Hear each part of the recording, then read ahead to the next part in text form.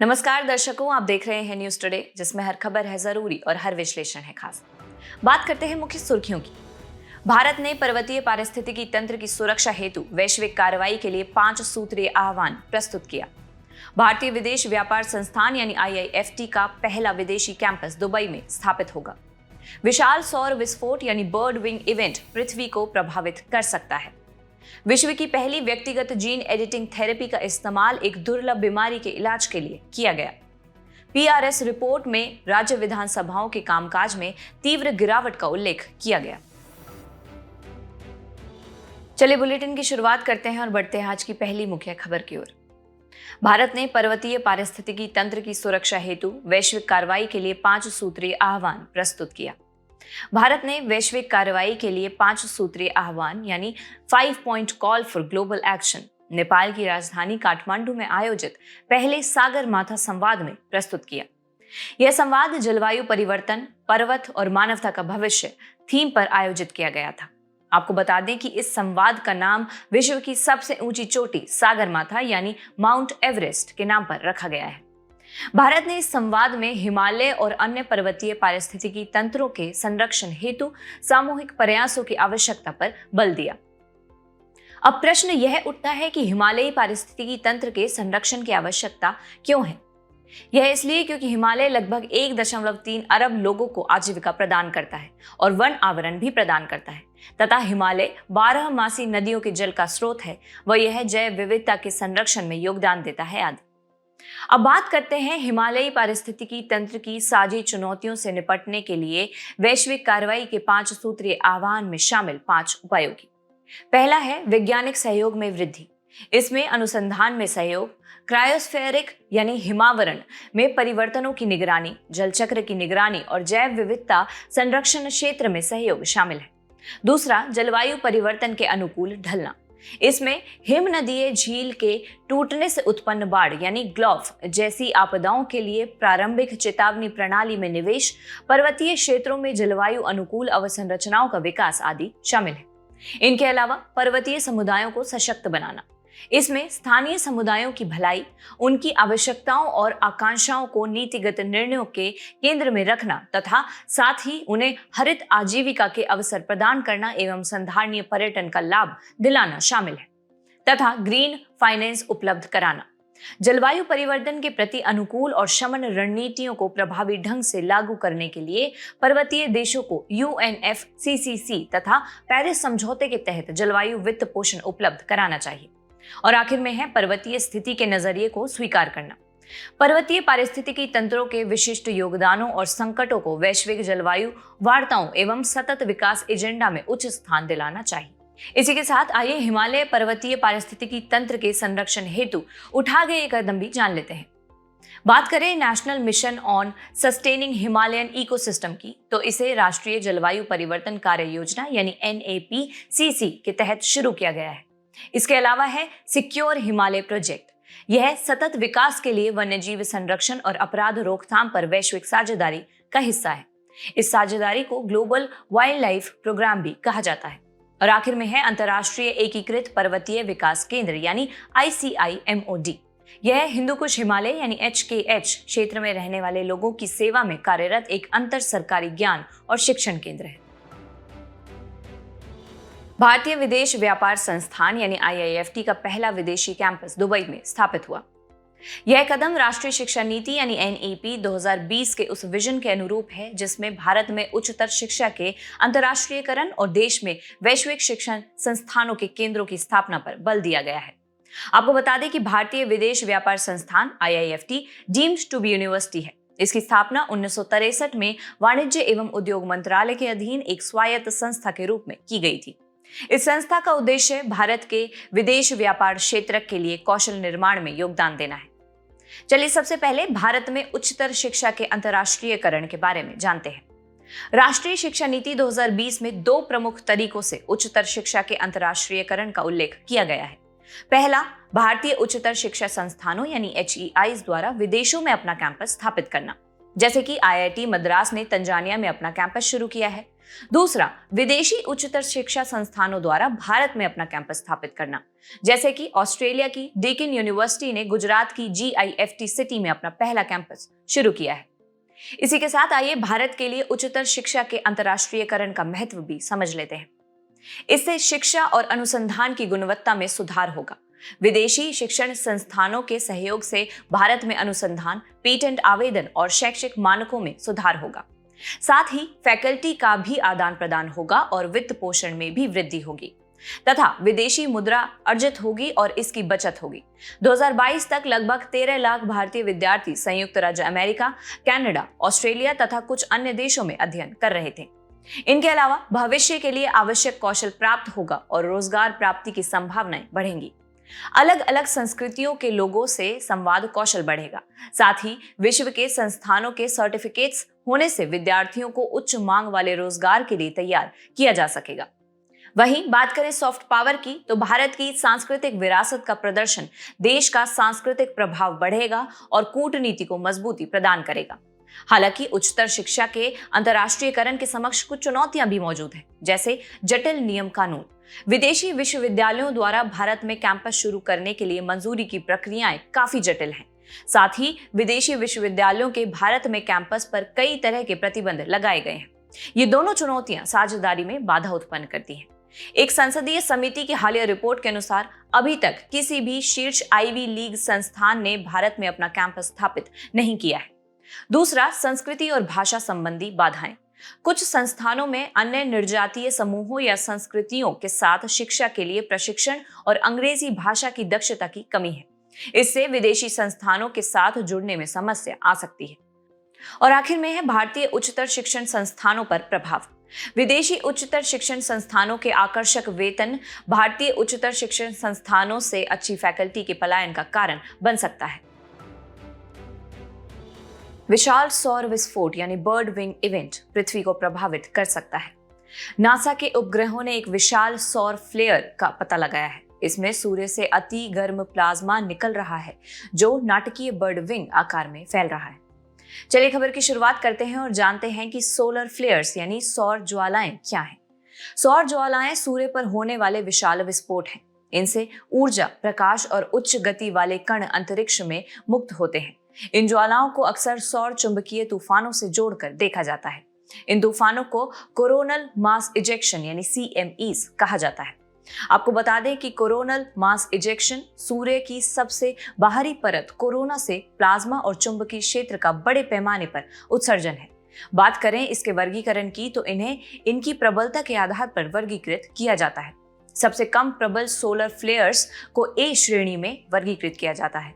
इससे अधिक प्रबल सोलर फ्लेयर्स श्रेणियां क्रमशः B, C, M और X हैं। X सोलर फ्लेयर्स सर्वाधिक प्रबल होती हैं।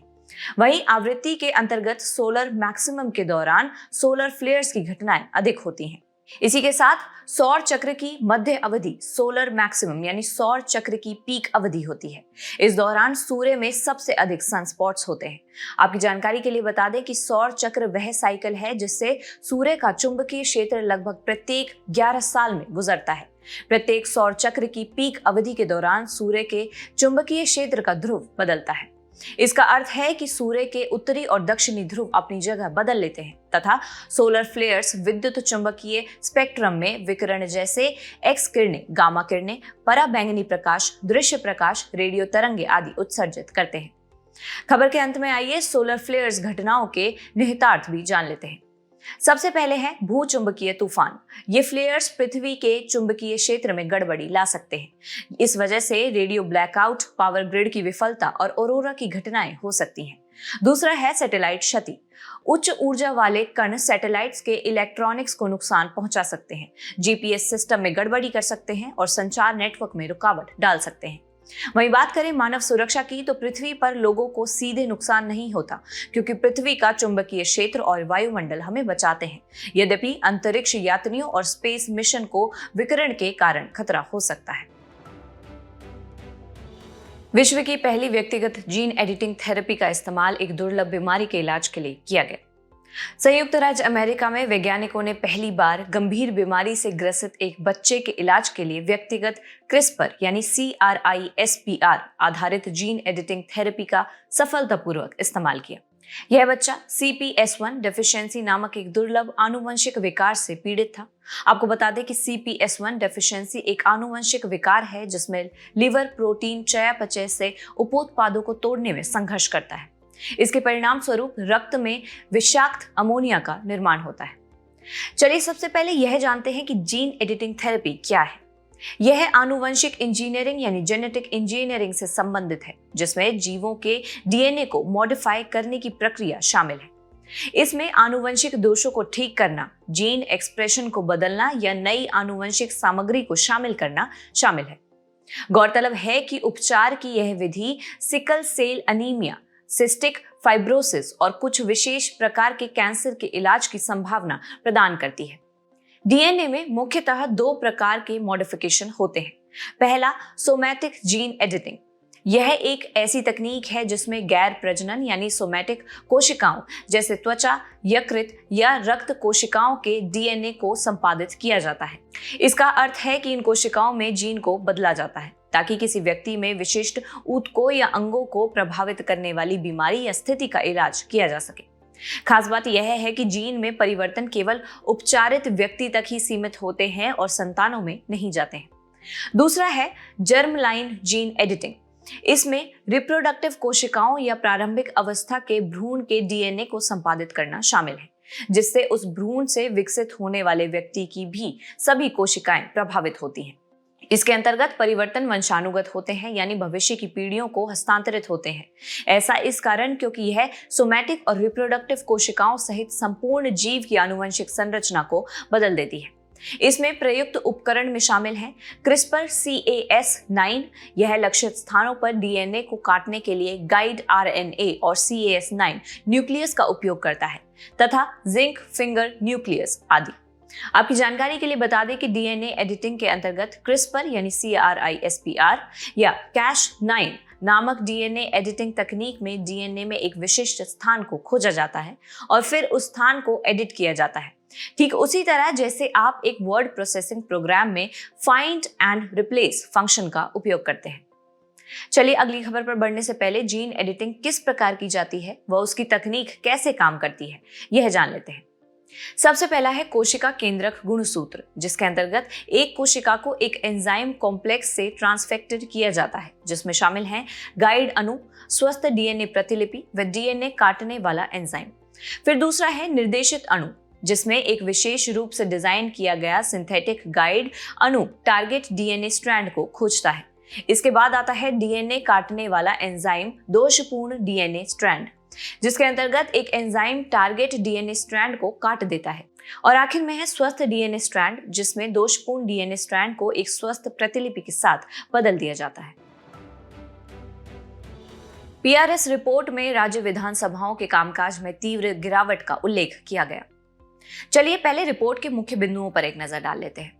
बैठकों के औसत दिनों में गिरावट की बात करें तो 2017 में औसतन 28 बैठकें होती थीं, जो 2024 में घटकर 20 रह गई। 11 राज्यों ने अनुच्छेद 174 के अंतर्गत 1 या 2 दिन तक चलने वाले छोटे सत्रों के माध्यम से औपचारिकता पूरी की है। आपको बता दें कि अनुच्छेद 174 के अनुसार राज्य विधानमंडल की बैठक 6 महीनों में कम से कम एक बार होना आवश्यक है।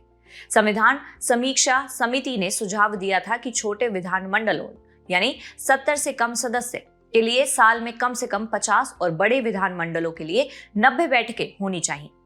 दूसरा है सीमित चर्चाएं। 2024 में राज्यों ने औसतन 17 विधेयक पारित किए थे। इनमें से 51% विधेयक उसी दिन पारित कर दिए गए जिस दिन पेश किए गए थे। गौरतलब है कि 2024 में पारित विधेयकों में से केवल 4% को ही विस्तृत जांच के लिए समिति के पास भेजा गया था। इनके अलावा है अध्यक्ष और उपाध्यक्ष की अनुपस्थिति, अनुच्छेद 178। अप्रैल 2025 तक 8 राज्यों या केंद्र शासित प्रदेशों की विधानसभा में कोई उपाध्यक्ष नहीं था। झारखंड विधानसभा में 20 से अधिक वर्षों से उपाध्यक्ष का चुनाव नहीं हुआ है। और आखिर में है विधेयकों पर स्वीकृति में देरी। 2024 में 18% विधेयकों को स्वीकृति मिलने में 3 महीनों से अधिक का समय लगा था। उदाहरण के लिए हिमाचल प्रदेश में 72% विधेयक विलंबित हुए थे। आपको बता दें कि अनुच्छेद 200 के तहत राज्यपाल को विधेयकों पर बिना अनावश्यक देरी के सहमति देने, पुनर्विचार हेतु लौटाने या राष्ट्रपति के लिए आरक्षित रखने का प्रावधान किया गया है। खबर के अंत में आइए इसके परिणाम भी समझ लेते हैं। बात करें जल्दबाजी में कानून बनाने की, तो चर्चा की कमी से कमजोर, अस्पष्ट या खराब तरीके से लागू होने वाले कानून बनते हैं। इसी के साथ है लोकतांत्रिक कमी, पारदर्शिता की कमी और सीमित चर्चा से लोगों का विधायी संस्थाओं एवं लोकतांत्रिक प्रक्रियाओं पर विश्वास कमजोर हो सकता है। और आखिर में है शासन संबंधी खामियां। विधेयकों में देरी या कमजोर कानूनों से नीतियों में असंगतता, भ्रम और सेवा वितरण में समस्या उत्पन्न हो सकती है। चलिए बढ़ते हैं हमारे खास सेगमेंट सुर्खियों में रहे स्थल की तरफ। आज हम बात करेंगे होंडुरास की, जिसकी राजधानी है तेगुसिगाल्पा। हाल ही में होंडुरास ने दिल्ली में अपना एक दूतावास खोला है। इसकी भौगोलिक अवस्थिति की बात करें तो यह मध्य अमेरिका में अवस्थित है। इसकी भूमि सीमाएं देखें तो इसके पश्चिम में ग्वाटेमाला और अल साल्वाडोर तथा दक्षिण एवं पूर्व में निकारागुआ स्थित है। वहीं आसपास के जल निकायों की बात करें तो इसके उत्तर में कैरेबियन सागर और दक्षिण में प्रशांत महासागर है।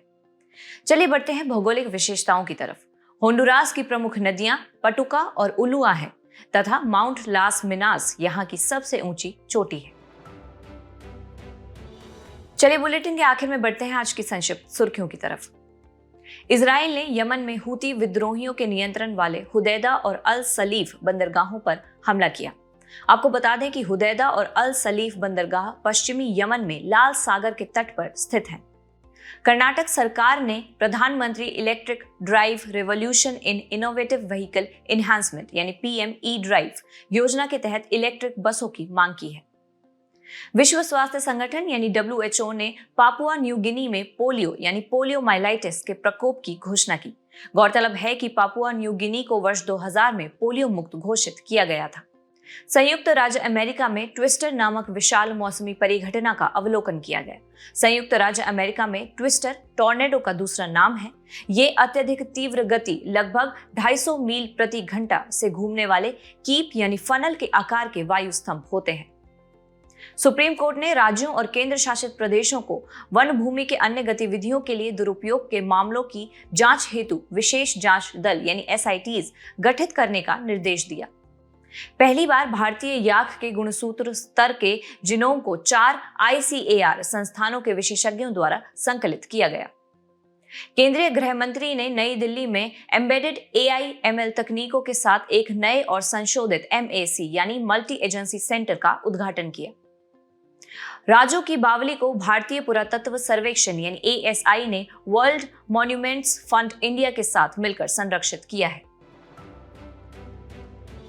जाने से पहले आपकी समझ की परीक्षा के लिए डालते हैं एक नजर हमारे स्पेशल सेगमेंट प्रश्नोत्तरी पर।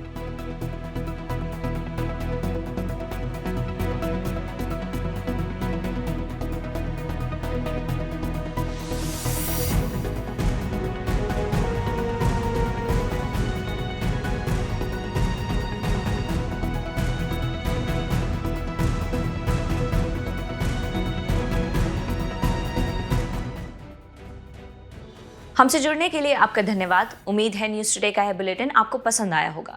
न्यूज टुडे की PDF को डाउनलोड करने के लिए और आज की क्विज के उत्तर के लिए डिस्क्रिप्शन में दिए गए लिंक्स पर क्लिक कीजिए।